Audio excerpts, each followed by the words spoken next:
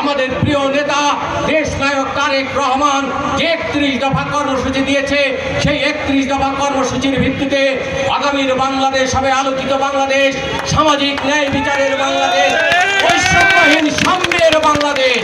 যে বৈষম্যহীন সাম্যের বাংলাদেশ প্রতিষ্ঠা করার জন্য আবু সাইদরা রক্ত দিয়েছে, বীর মুগ্ধরা রক্ত দিয়েছে, ইয়ামিনরা রক্ত দিয়েছে, 2 সহস্রাধিক ছাত্র জনতার রক্তের বিনিময়ে আমরা 40,000 আহত আমাদের ভাই বোনের আহতদের নির্যাতনের মুখে আমরা গত বছর 5ই আগস্ট বাংলাদেশকে নতুনভাবে মুক্ত করেছি।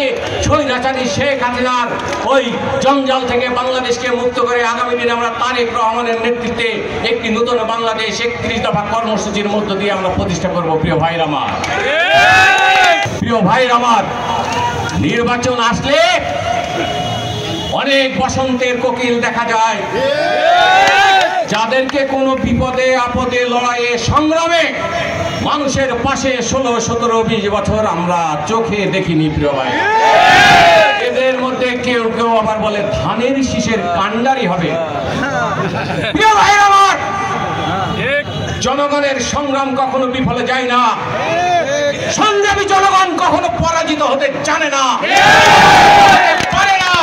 শত মাইল বুক খালি করা মানুষ এখানে আছে, এখানে 27 জন মানুষ ক্রসফায়ার সহ সন্ত্রাসীদের হাতে নিহত হয়েছে, তাদের সন্তানরা এখানে আছে।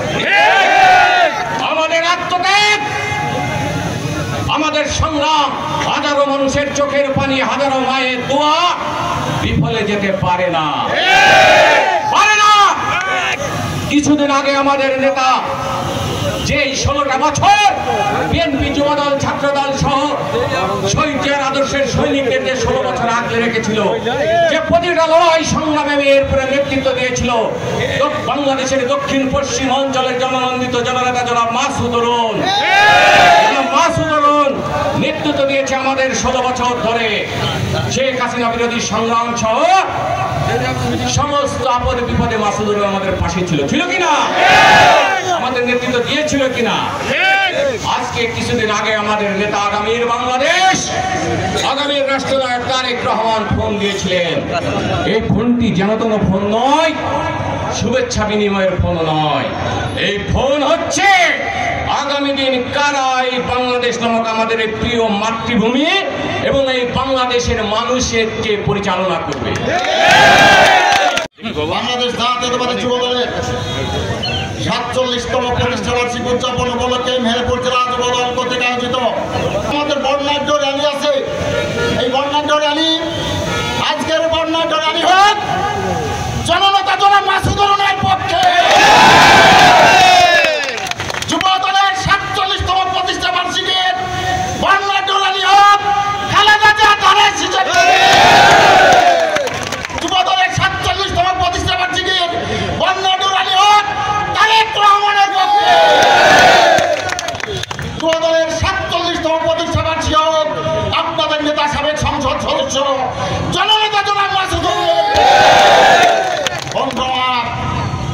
আমরা যেভাবে দীর্ঘ 16 বছর যুবদলের নেতৃত্বে 16 বছর ফাঁসিবাদ বিরোধী লড়াই সংগ্রাম করে ফাঁসিবাদের পতন ঘটিয়েছি, গণতন্ত্র পুনরুদ্ধারের লক্ষ্যে, ভোটাধিকার পুনরুদ্ধারের লক্ষ্যে আমাদের সংগ্রাম শেষ হয় নাই।